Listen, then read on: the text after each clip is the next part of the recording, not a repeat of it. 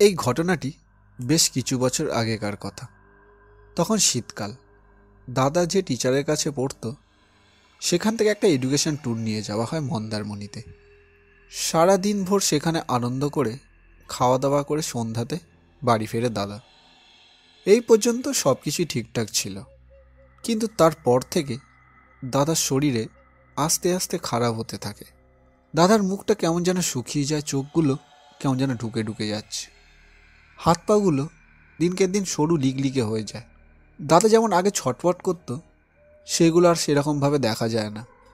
কেমন এক সপ্তাহের মধ্যে দাদার শরীর পুরো কঙ্কালের মতন হয়ে যায়। এর মধ্যে দাদাকে অনেক ডাক্তার দেখানো হয়, কিন্তু কোনো ডাক্তারির ওষুধ দাদার কাজে লাগছে না। এরপর বাবা সিদ্ধান্ত নেয় দাদাকে মেন্টাল হসপিটালে একবার দেখাবে। বাবার সিদ্ধান্ত মতো সেটাও করা হয়, কিন্তু তাতে কোনো লাভ হয় না। আমাদের আশেপাশের প্রতিবেশীরা যখন এসব কথা জানতে পারে তখন তারা বলে, ডাক্তার দেখিয়ে যখন কিছু হচ্ছে না তখন একবার মন্দিরের পুরোহিতকে একবার দেখাও। আসলে আমাদের মন্দিরের যে পুরোহিত পুজো করত তিনি ছিলেন মা কালীর বড় এক সাধক। এই কথাটি মায়ের মাথাতেই ছিল না, তাই পরের দিনই দাদাকে নিয়ে যায় মন্দিরে। মন্দিরে যাওয়ার সাথে সাথেই দাদার ব্যবহার কেমন একটা অস্বাভাবিক হয়ে যায়। দাদা মন্দিরের মধ্যে যেতে চায় না। তখন ওই মন্দিরে যে পান্ডাগুলো ছিল তারাই দাদাকে ধরে নিয়ে মন্দিরের ভেতরে যায়। তারপর ওই পুরোহিত এসে দাদাকে দেখে বলে, দেখো আমি তো এ গায়ে পারবো না, তবে তুমি মসজিদে যাও। ওখানে গিয়ে যে সব থেকে বড় পীর সাহেব আছেন তাকে সবাই বড় পীর চাচা বলে ডাকে, এর কাছে তুমি একে নিয়ে যাও, ও সুস্থ হয়ে যাবে। মা আর বেশি কথা না বাড়িয়ে ওখান থেকেই বাবাকে ফোন করে ডেকে নেয়।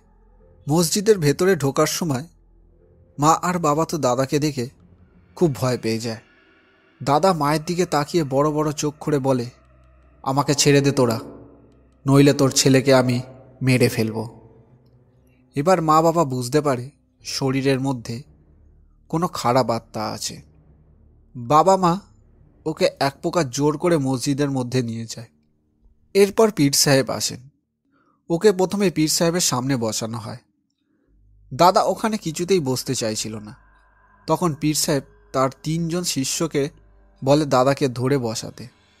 ওদের মধ্যে 2 জন দাদাকে ধরে বসায়, আর একজন পীর সাহেবের দেওয়া একটা তামার কয়েন নিয়ে দাদার কপালে বসিয়ে দেয়। সাথে সাথে দাদা শান্ত হয়ে যায়। তখন পীর সাহেব দাদার দিকে তাকিয়ে প্রশ্ন করে, একে কেন ধরেছিস তুই? এই প্রশ্নটা করার সাথে সাথেই দাদা গো গো আওয়াজ করতে থাকে। এরপর আবার জিজ্ঞাসা করে। তখন দাদা বলে, ও আমার জায়গা অপবিত্র করেছে, তাই আমি ওকে ধরেছি। কেন, কি করেছে ও? পীর বাবা দাদাকে জিজ্ঞাসা করে। তখন বলে, ওই আমি যেখানে থাকি সেখানে ও বাথরুম করেছে। তখন পীর বাবা বলে, ও ছোট, জানতো না, তাই করে ফেলেছে, ছেড়ে দে ওকে। না, আমি ওকে ছাড়তে পারবো না। বারবার বলার পর দাদা এই কথা বলে। এরপর পীর সাহেব তার শিষ্যদের ডেকে বলে দেন যে তাদের কি কি করতে হবে।